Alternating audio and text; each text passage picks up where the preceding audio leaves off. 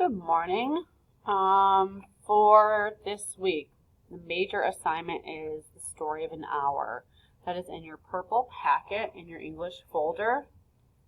You'll go to day 2, week 5 slides. If you click on the blue link, it'll open it up to its own tab, and you're each assigned your own copy of this. So each day of this week, you come in and do attendance. Now, I only have slides for the 8th and the 9th because there were some tech issues, and so I had to re-upload the slides. However, what we did on the 6th and the 7th was a first read of the story. So there's a copy of the story in this blue link on slide 2, and then a copy of a reading of the story on YouTube if you just hit play here.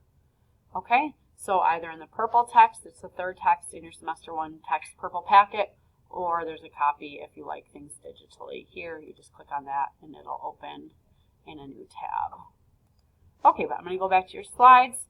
So, what we did on the 5th and the 6th, sorry for that, Monday and Tuesday, so the first day of this week was, we listened to the story, and then everyone filled out the 3-2-1 formative assessment. So that's part of your assess grade. So you'll write 3 important details about the story that stuck with you, 2 ideas you're stuck on or still have a question about, and then 1 meaningful quote.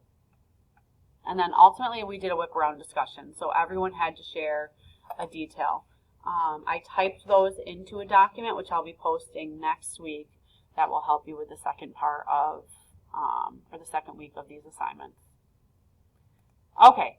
On the 8th and the 9th, we listened to the story one more time. So we went back to slide 2. We reread The Story of an Hour because it's really nice to just hear things that you didn't hear on your first read. And this is a story where I think every time I read it, I learn something new. So this says, read the quotes on slides 10 to 11 and answer the corresponding questions in complete sentences. You can write the responses directly on the slides. So this was day 2. You're just reading slides 6 and 7 and answering directly on each slide using the text. So writing complete sentences. That is as far as we got, so we'll pick up with that next week, which is week 6, which starts on October 12th. If you have any questions, please inbox me and let me know.